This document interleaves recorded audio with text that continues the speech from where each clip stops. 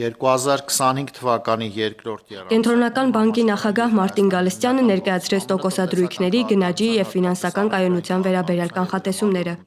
Սակայն ասուլիսի հիմնական առանցքը դարձան վերջերս մոլեգնող ֆինանսական զեղծարարությունները։ Երկրի գլխավոր դրամատունը մայիսի 5-ին որոշել է վերաֆինանսավորման տոկոսադրույքը թողնել անփոփոխ 6.75%-ի մակարդակում, ինչպես նաև լոմբարդային ռեպոյի 8.25, ավանդների տոկոսադրույքները 5.25%։ Սա հաջորդում է 2024-ին իրականացված աստիճանական իջեցումներին, արձագանքելով ցածր գնաճին։ 12-ամսյա բնականոն գնաճը ևս որոշակի ավելացել է, դեռևս պահպանվելով թիրախից ցածր 2% մակարդակում։ Գալստյանը նշեց, որ Հայաստանի հիմնական գործընկեր երկրներում պահանջարկի հետագա դանդաղման, իսկ ԱՄՆ-ում զուգահեռաբար նաև գնաճի արագացման ռիսկերն էականորեն ավելացել են։ ԱՄՆ տնտեսական քաղաքականության, հատկապես առևտրային քաղաքականության եւ դրա մակրոտնտեսական ազդեցությունների շուրջ բարձր անորոշությունը պահպանվում է։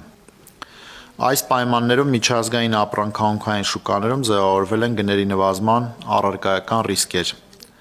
Մյուս կողմից, միջազգային առևտրային հարաբերություններում աճող լարվածությամբ, ինչպես նաև աշխարհաքաղաքական խնդիրներով պայմանավորված, առաջարկի արժեշղթաների հնարավոր խաթարման եւ համաշխարհային գնաճային ռիսկերը պահպանվում են։ Կենտրոնական բանկը քննարկում է բանկերի հաճախորդներին վարկավորելուց առաջ նրանց նույնականացման պահանջների խստացման հարցը, նրանց զեղծարարություններից պաշտպանելու համար։ Ըստ Մարտին Գալստյանի քննարկումները դեռ շարունակվում են եւ Կենտրոնական բանկը տուժածներին սատարելու գործողություններ է իրականացնում, սակայն դրա համար մեծ ռեսուրս է պահանջվում։ Ուստի մենք պիտի քեյսերը նայենք, փորձենք այդ քեյսերը համախմբել ինչ-որ մի հատ ընդհանուր բանիկ դուրս գանք ու տեսնենք, եթե խնդիրը product-ի մեջ է, արձագանքենք դրան, եթե խնդիրը կարգավորման մեջ է, արձագանքենք դրան, եթե խնդիրը մարդու կողմից անփութության պատճառով ստեղծված իրավիճակն է, այդտեղ մենք այդքան էլ զորեղ չենք։ Պետք է նշել նաև, որ զեղծարարությունները կատարվում են կոնկրետ բանկերում եւ արդեն 5 տարի այդ նույն բանկերն են թիրախավորվում։ Արդյոք սա նշանակում է, որ տվյալ դրամատների անվտանգության մակարդակը չափազանց ցածր է եւ Կենտրոնական բանկը ուղղակի ընթացք չի տալիս խնդրի լուծման համար։ Եթե խնդիրը լիներ ստատիկ, այսինքն իրավիճակը լիներ նույնը, ինչ որ 2 տարի առաջ էր կամ 5 տարի առաջ էր, այդ խնդիրը լուծելը շատ հեշտ է։ Եթե դու ունես մի իրավիճակ, որտեղ ամեն օր կամ ամեն շաբաթ նոր ապրանքներ են ստեղծվում,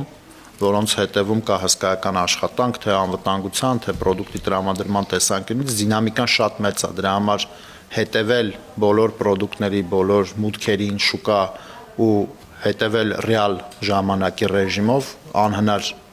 վիճակ է։ Այսպիսով, թեև Կենտրոնական բանկը ներկայացնում է վերահսկողության եւ աջակցման նախաձեռնություններ, հաճախ կրկնվող զեղծարարություններն ըստ մասնագետների շարունակաբար հարցականի տակ են դնում այդ քայլերի արդյունավետությունը։ Հանրության ակնկալիքը հստակ է՝ խոստումներից անցնել կոնկրետ ու կանխարգելիչ գործողությունների։